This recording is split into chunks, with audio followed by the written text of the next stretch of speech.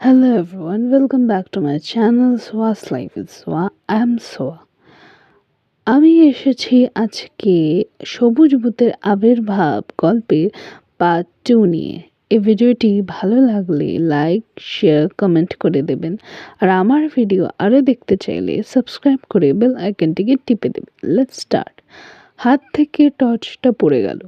ভয় পেটের হাত পা থরথর করে কাঁপতে লাগলো। 1 মিনিট হতভম্বের মতো দাঁড়িয়ে রইল দুজনে। একসময় পিটি প্রথম কথা বলল, কি ব্যাপার হল বলো তো? চিৎকারটা বাড়ির ভেতর থেকে এলো নাকি? কি জানি, ঠিক বুঝতে পারলাম না।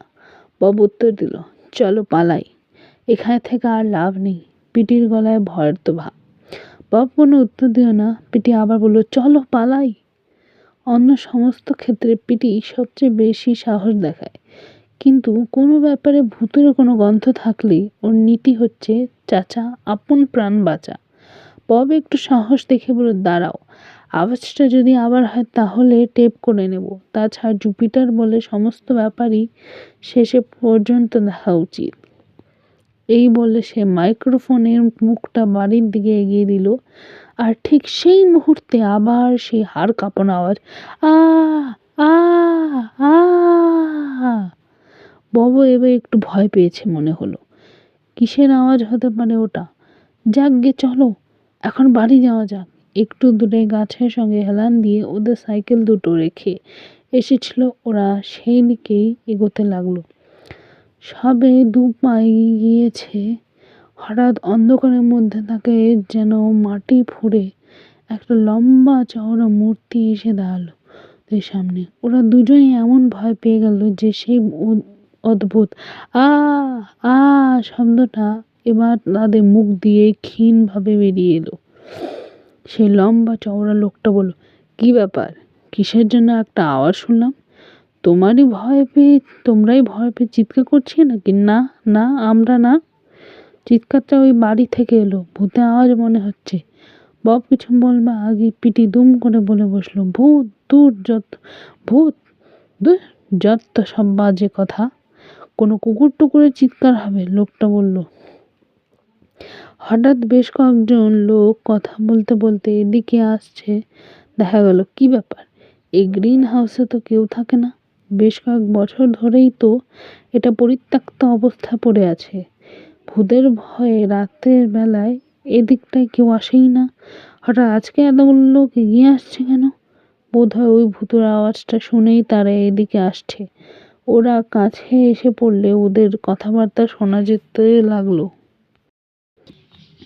ব্যাপারটা গোলমাল লাগছে, পুলিশে খবর দেওয়া উচিত। আরেকজন বলল, আগে ব্যাপারটা আমাদের দেখা দরকার। জন্তু জানোয়ার ডাকও তো হতে পারে। একজন সঙ্গে একটা কুকুর নিয়ে দাঁড়িয়েছে, সে বলল, হ্যাঁ হ্যাঁ চলো আগে দেখে আসি, আমরা 6 জন আছি, তাছাড়া আমার কাছে টর্চও আছে, চলো চলো। ওরা সকলে বাড়িটার দিকে এগোতে লাগলো। পিটির তখনও ভয় কাটেনি। ও ফিসফিসকে বলল, চলো বব, যাওয়া যাক, শুধু মধু সময় নষ্ট করে কি লাভ? দূর, শব্দটা কিসের না জানি চলে যাবো। চলো ওদের পিছু পিছু আমরাও যাই। পিটি কিছু বলা আগে বব লোকগুলোর পিছু পিছু হাঁটতে আরম্ভ হলো। বাধ্য হয়ে পিটিও ববকে অনুসরণ করলো। ভূতের বাড়িটার দরজাটা বেশ বড় আর মজবুত, কোনো তালা দেওয়া নেই। ওদের মধ্যে খেকে পালোয়ানের মতো একজন লোক ঠেলা দিয়ে বিকট শব্দ করতে করতে দরজাটা খুলে গেল।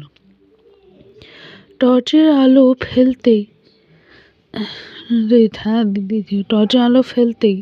দেখা গেল সামনে সরু উঠোন, ডান দিকে দোতলায় উঠবার নড়বড়ে একটা সিঁড়ি।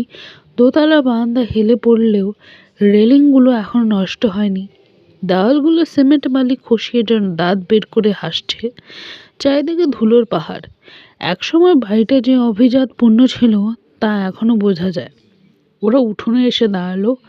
নিস্তব্ধ পরিবেশে ওদের পায়ের শব্দে আর নিঃশ্বাসের শব্দে নিজে চমকে উঠেছিল। সিঁড়ির দিকে আঙ্গুল দেখিয়ে সেই পালোয়ান লোকটা বলল, 50 বছর আগে বৃদ্ধ ম্যাথিউস গ্রিন ওই সিঁড়ি থেকে পড়ে ঘাড় ভেঙে মারা গিয়েছিল। কে একজন ক্ষীণ স্বরে বলল, সবাই বলে ম্যাথিউস গ্রিনের ভূত এ বাড়িতে ঘুরে বেড়ায়। সবাই মিলে নিচের ঘরগুলো দেখতে লাগলো।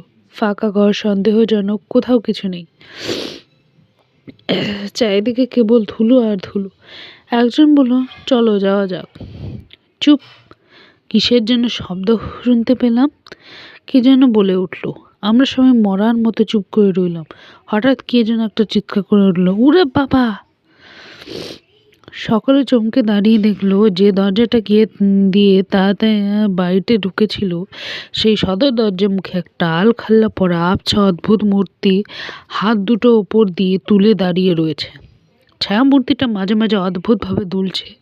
সবাই হতভম্ব। পিটি ভূত ভূত বলে ববের একটা হাত জড়িয়ে ধরলো। এক পা করে সবাই। গল্পটা আজকে এখানেই শেষ। পরে আবার আমি এটার নেক্সট পার্ট নিয়ে আসবো। ওকে, বাই।